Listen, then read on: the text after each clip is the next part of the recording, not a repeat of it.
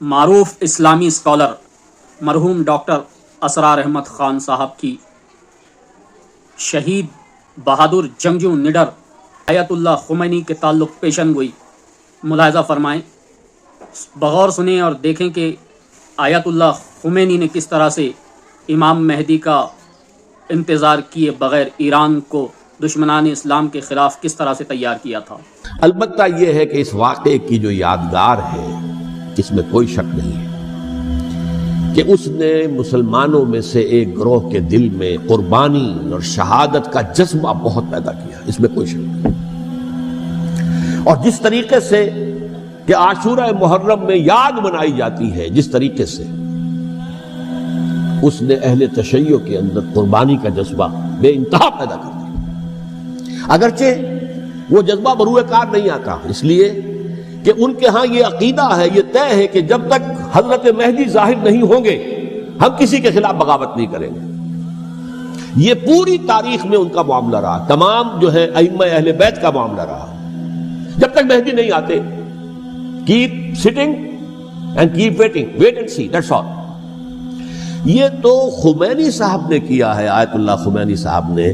کہ انہوں نے یہ ایران کے شیعوں کو باور کرایا کہ بھائی جب آئیں گے حضرت مہدی آ جائیں گے، لیکن ہم اب ہاتھ پر ہاتھ رکھ کر بیٹھے رہیں، باطل کو چیلنج بھی نہ کریں،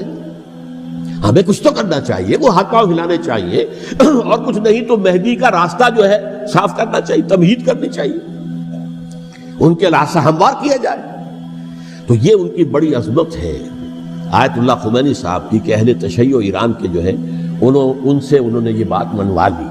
کہ ہم بالکل انرٹ نہیں بیٹھے رہیں گے، بلکہ اب انہیں نائب امام قرار دے کر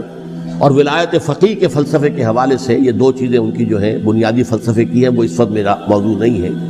انہوں نے عوام کو ایسا کھڑا کیا ہے کہ 20,000 سے لے کر 30,000 کے درمیان انسانوں نے جانے دی، عورتوں کے جلوس نکلے،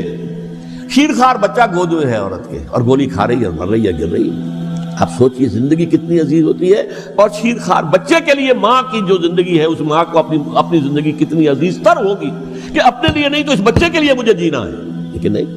گولیاں کھائیں گری۔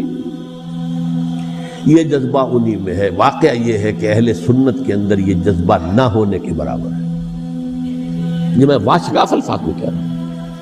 پورے عالم اسلام میں صرف شیعہ ایران ایسا نکلا ہے کہ جس نے بادشاہت کا خاتمہ کیا، باقی سعودی عرب میں بادشاہت بیٹھی ہوئی ہے، ڈٹ کر بیٹھی ہوئی،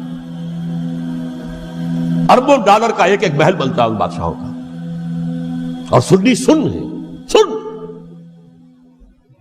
کوئی حرکت نہیں۔ وہ تو اب جو حرکت ہو رہی ہے وہ اینٹی امریکن حرکت ہے جو ہو رہی ہے،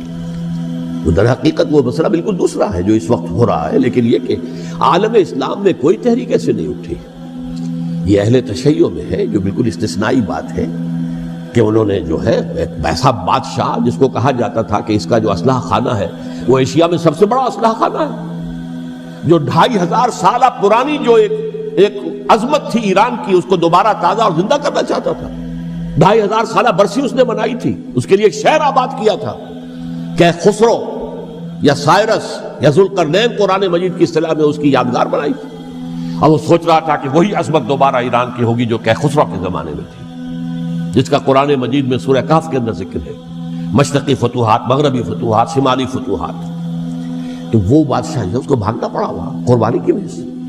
تو یہ جو ہے واقعہ کربلا نے، اس میں کوئی شک نہیں ہے کہ ایک ایسی مشعل روشن کی ہے جس کو کہ ہر شخص کو دیکھنا چاہیے۔ یہ بھی انسان، جیسے کہ اقبال نے ایک شعر کہا تھا غالب کے لیے، فکر انسان پر تیری ہستی سے یہ روشن ہوا ہے، پرے مرغ تخیل کی رسائی تاک ہو جا۔